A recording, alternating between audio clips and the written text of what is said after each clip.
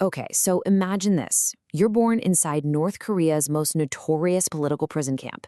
Your parents committed some supposed crime, and because of that, you're sentenced to live and die there. Well, for Shin Dong-hyuk, this was reality. But today, after 20 years of hellish forced labor, he's about to do something absolutely impossible. He's going to try to escape. And I want to be really clear here. That is not an exaggeration. Camp 14 is a place literally built to erase people from existence. So the odds of getting out aren't just low, they're zero. To really understand Shin's story, you first have to understand the monster he was trying to break out of. So why is any escape attempt just considered a death sentence? Well, to get that, we have to look at how Camp 14 was designed. It's not just a prison. It's this meticulously crafted machine of pure control and terror. Yeah, so Camp 14 isn't your typical prison. It's more of an extermination tool, built on this horrifying idea of three-generation punishment. It's a core belief of the regime. If one person is labeled a wrong thinker, their entire family, we're talking children and grandchildren, are locked up with them. The goal isn't just to punish a person, it's to wipe their entire bloodline from history. Okay, so look at how these three layers work together to make escape impossible. First, you've got armed guards, constantly patrolling every 10 minutes like clockwork. Let's say you somehow get past them. Well, then you hit the death strip, this wide band of perfectly raked sand designed to show a single footprint.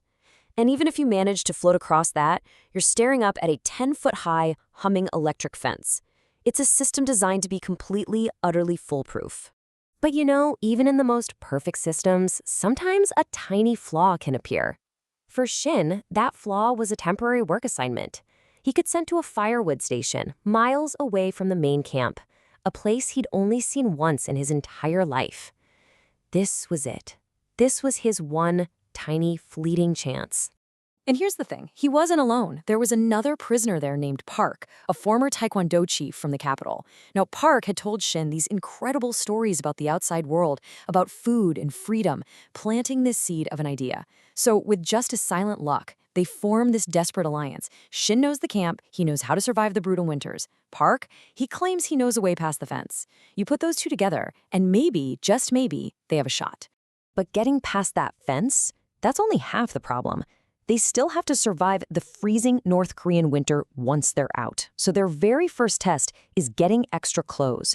And to do this, Shin has to sneak back into his own barracks, this crowded concrete room where 50 men sleep on the floor, and somehow steal a uniform without a single soul noticing.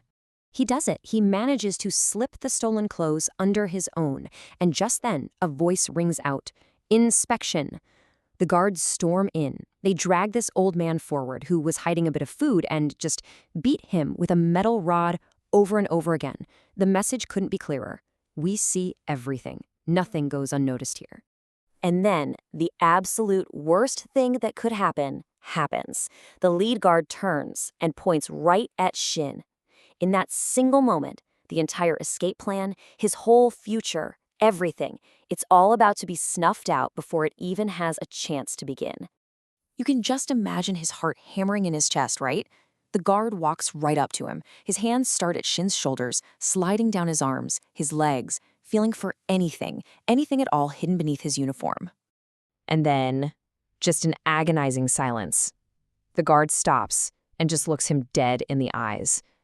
Time feels like it's completely frozen. This is it. This is the moment. He's caught. And the guard says one single word, "Clear." And he just moves on. In that instant, the entire world just rushes back in. Shin can finally breathe again. He's survived. The plan is still on. Okay, so now we get to it. The final hour. They're back at the firewood station, the light is starting to fade, and their window of opportunity is shrinking. They have 10 minutes. 10 minutes between guard patrols. The final deadly sprint is about to begin. They creep toward the trees right near the fence. But then, Park starts to crack. He whispers, "I don't know if I can do this." There's no time to hesitate. Shin just tells him to run. As they sprint across the open ground, Shin's foot hits a hidden patch of ice, and he goes down, hard. Park flies past him, reaching that humming electric wire first. And in that exact instant, a bright, sharp spark erupts from the fence. Park's body just jerks violently as thousands of volts of electricity surge right through him. And this right here, this shows you the horrific calculus of survival in a place like this. The weight of Park's now lifeless body actually pulls down the top wire of the fence, and it creates this small gap.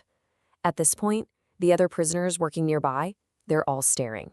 There is no going back now. Shin has only one choice. He presses himself flat against the frozen ground, using Park's body as a kind of electrical shield, and he just starts to slide under that live wire. As he's pushing through, his leg slips, and it makes contact with the current. Blinding, searing pain tears through his body, but his momentum is just enough to carry him through to the other side. He tumbles down a small hill, right into the deep snow. He's out. He's actually outside the wire. He's free from the camp. But he's badly hurt, and this journey has really only just begun. The first price of his freedom was this, a severe third-degree burn searing his leg. And he knew his time was incredibly short. Back at the perimeter, the guards would have already found Park's body and, crucially, 2 sets of footprints in that death strip. The alarm was already going up. What came next was just this unbelievable odyssey. Limping horribly from his burn, he finds a farmer's shed and a discarded military uniform. Posing as a soldier, he actually manages to hitch rides on trucks, and he travels for 3 weeks across the entire country. At the heavily guarded Chinese border, he bribes the guards with a tiny bit of food and cigarettes he has, and they wave him through. But even then, he wasn't safe. He would spend an entire year on the run, constantly dodging authorities in China, before he finally reached the sanctuary of the South Korean embassy. And that's what makes his story so singular. Shin Dong-hyuk became the only person ever born inside Camp 14 to actually escape and tell the world what he saw. His freedom came at an absolutely unthinkable price, but his story ripped a hole in the veil of secrecy around North Korea's prison camps. His survival, it wasn't just an escape, it was an act of testimony,